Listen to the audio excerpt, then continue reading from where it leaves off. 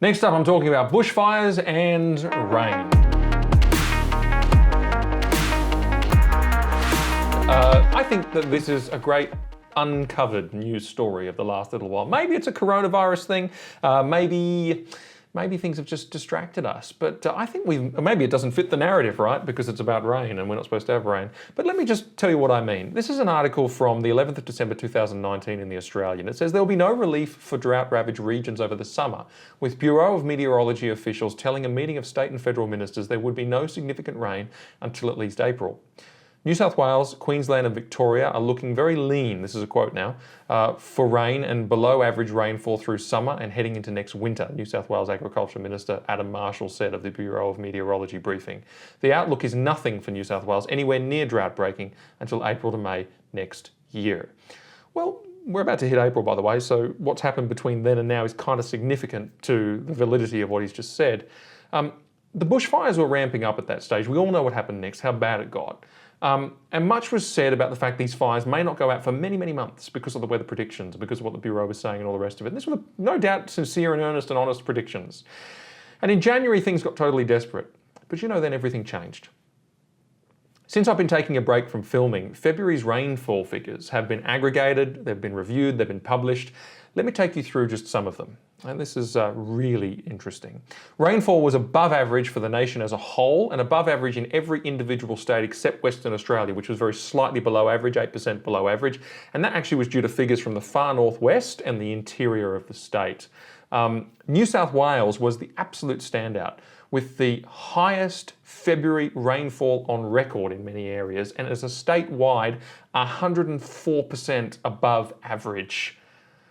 Victoria was 65% above average. These are huge above average figures, but back to New South Wales, effectively the entire east of the state and moving into the central north, and also they were all classified as very much above average by the Bureau of Meteorology, and above average for most of the central and west of the state, below average only in a very small pocket of the far northwest. In Victoria, we had above average or very much above average for most of the state except parts of the north where it was average. Queensland, highest on record for some areas in the south, only very small pockets of below average in the state's north and west. South Australia, average to very much above average throughout the south, east and centre, with below average in the largely unpopulated west of the state. Interestingly, Kangaroo Island, where the bushfires were, above average. New South Wales had the wettest February since 2012 and the wettest month since September 2016. Sydney had its biggest four-day rainfall figure since 1990 with 392 millimetres. Across the state, fully 59 locations recorded their highest daily figure for February on record. Some of these records have stood for over 100 years. You've got Oberon, 115-year record, Wingham, 131-year record was broken, Prospect Reservoir, 134-year record was broken, Golspie, 120-year record, Taralga, Post Office, 132-year record, Braidwood broke 121-year record, Lower Boro, 109 years, Bringelly, 148 years, Richmond, 137 years, Katoomba, 134 years, and so on. 67 stations, in addition, recorded their highest February total on record. So the last bunch they had the highest day for a February day on record. This is the highest February total on record in 67 locations, including Taralga Post Office, Tweedheads Golf Club, which had held those records for more than 130 years in each case. And in fact, the shortest period of time that the record has stood for with those 67 locations was 20 years. Speaking of which, 20-year records, so not records of all time, but 20-year records were broken at 91 locations. Many of these falls were recorded in bushfire areas, with very much above average being the classification for rainfall on large sections of the fire fields in New South Wales. Now, I'm not going to keep you all day with facts and figures, but let me make some honourable mentions elsewhere. Victoria had its wettest February since 2012. 20-year records were broken in, oh gosh, I've got to say these names, Medallia, someone will correct me, Branxholme, Brunswick, Merino and Dargo, and Stratford. Firefields again largely got a good drenching. By February the 13th, in fact, every fire in the nation was under control or extinguished. Just astounding stuff. Queensland, very wet. Wettest February day recorded in 14 places, including Warwick. And I just say that because I actually visited Warwick in December last year. Hi to the guys that I saw out there. But just devastating to see the impact of the drought. I couldn't believe it. And it was so hot. It was just crazy. But there you go. Highest February totals on record in 21 places, again, including Warwick. It's February totals, not just the rainiest day for a February day. February totals. Some of the records in Queensland there in those 21 places were over 100 years old. 20-year Queensland records were broken in 43 places. In South Australia, if I aggregate, I've been talking about three categories of records. One has been the wettest day for a February day. One has been the wettest February. And the other one has been the wettest February in 20 years. If you aggregate those three kinds of records, we had 17 of them in South Australia, 7 of them in Tasmania, 7 in the Northern Territory, and 50 in Western Australia. And sorry, WA, I know you're going to feel left out. I don't go through all those 50, or at least some of them, but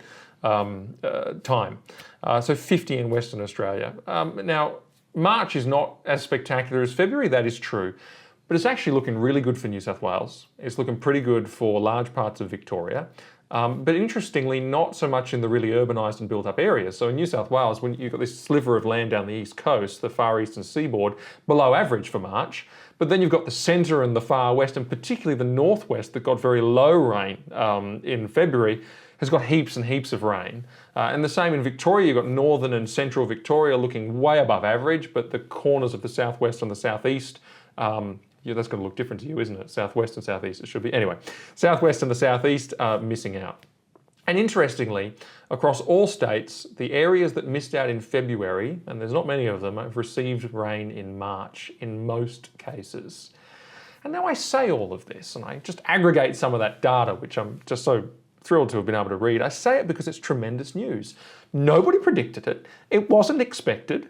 The horror of fire and drought looked like it would never leave us, and in fact it could still be with us here in March with no significant rainfall. And yet, pretty much exactly 2 months after the Bureau of Meteorology said that, and right bang in the middle of the season that they said was going to be worse, look what happened. And I'm going to ask a question. I'm going to ask what changed. At risk of being laughed at, but I don't care. What changed? Unpopular but true answer. I happen to know that Christian people in this nation were praying in unprecedented numbers and in an unprecedented and an organised way, and that's a simple fact. May we not, therefore, those of you who believe what I just said, and if you don't, you should, because it is what it is. May we not become those who cry out to God in our day of trouble, receive His mercy, and then forget all about it. I'm not seeing much on this subject, not enough on this subject, not enough rejoicing on the subject. No gratitude, and that's a shame. And maybe that's not true in the churches, but I raise it because it's a fact, and it's been a remarkable February. It's going to be backed up with a very interesting March, and maybe I'll look at those figures when they come out and get properly reviewed, but looking good in some of the needy areas.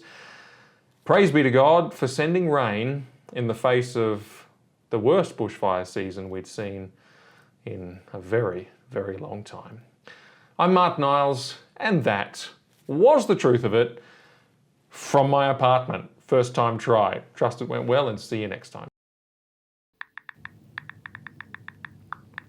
Hey guys, make sure you click like to like the video, or hit the subscribe button down here and click on the bell so you don't miss any notifications. And to watch more videos, just click here. Cheers.